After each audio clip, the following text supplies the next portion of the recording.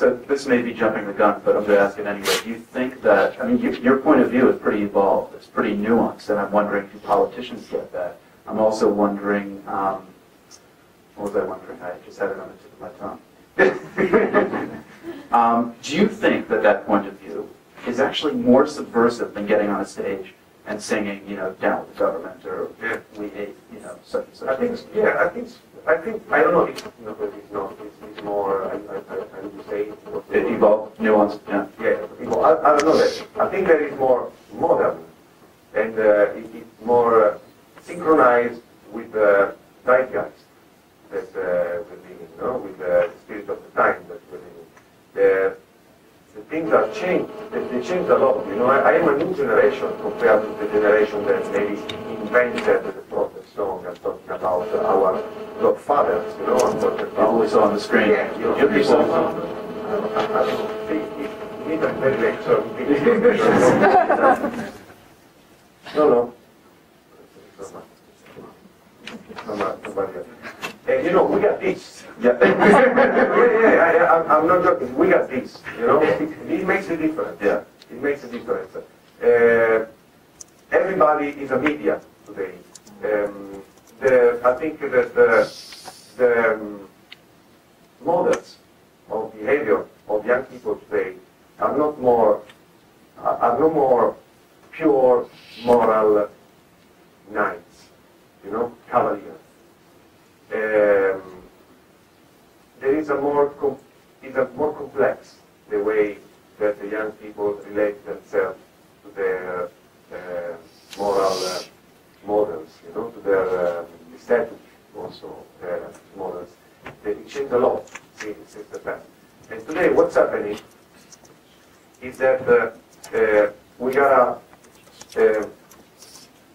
move from a question of being protesting with your music to a question of being involved with your activity in make your hands dirty, you know, with compromise.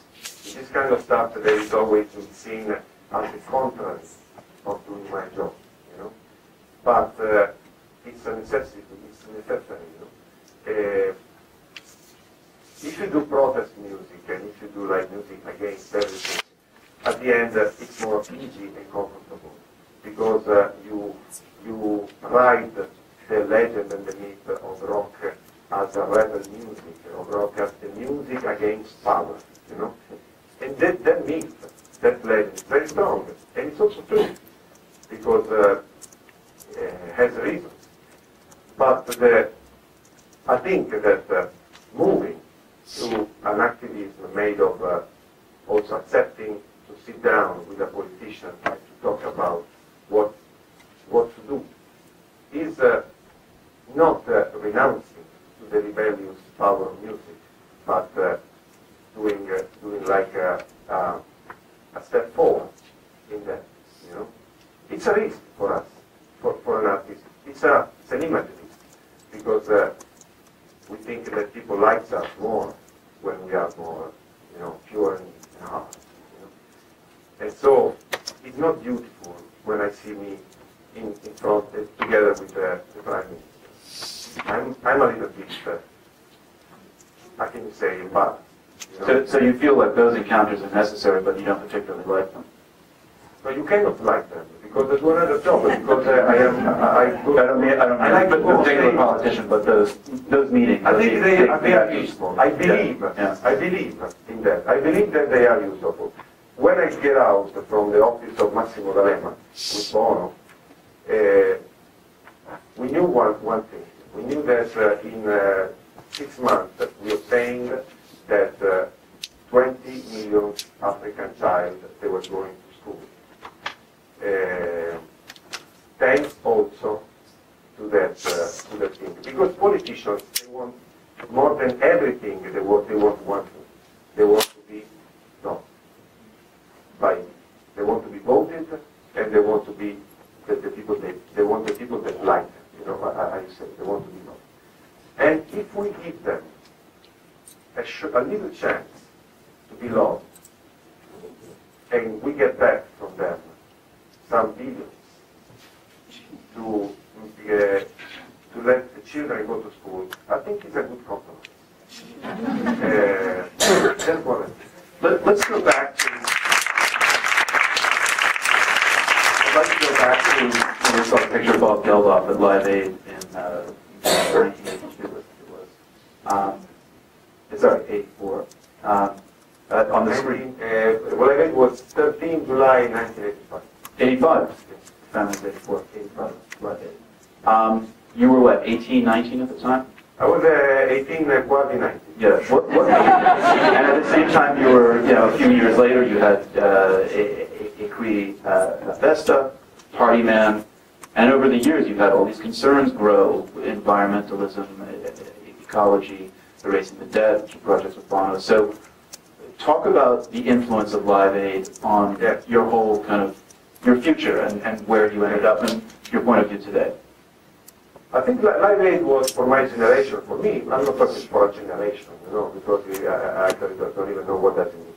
I thought for me, Live Aid was a big bang, was the creation of a world, was the most influencing musical event of my youth. I'm sure about that. I remember, I call it like 11 September irreverence. You know what I mean? It's a kind of event that is the specular of a tragedy, but on the other side is the building, is an event that in one shot gives you the idea of a better world, of evolution. And I was a DJ in clubs, so I was in love with music, and I was crazy for hip hop and funk and all this kind of stuff. And I follow all the live on TV of Live Aid. And when there was this exhibition of U2 with on stage of Wembley Arena or Wembley Stadium, I cried. And I still have goosebumps. I say goosebumps when I think about it. It was a key moment. What made you cry? Were you watching this on TV in Italy? Yeah. Because it was a sensation. It was not reasonable. I don't know why. But this idea of a world where the distances don't have sense anymore, where you can do something for somebody else who's asking for your help, and you don't even know what face he has. It's an idea that's strictly connected, I think, with my primal emotions in my life. Because I was born in '66, and people born in '66 are the first generation in the world that they have seen a photo of the planet shot from the outside. And I think that photo is one of the most important images of all time. There's a funny story about that. You know that photo was shot in '66, but the American government kept the photo secret for 2 years because they were afraid. There was a debate in the government between NASA. They were afraid of showing it because they were thinking about the consequences could be weakening the power of the Western world, of the Western values. And there was a professor, an intellectual who's still active in ecology, I don't remember the name now, who made a campaign to liberate this photo. And in '68, they showed this photo to the world. And for the first time, now we think that, we saw it, so it's like that from the beginning of time. Well, for the first time in '68, we saw the picture of the world from outside.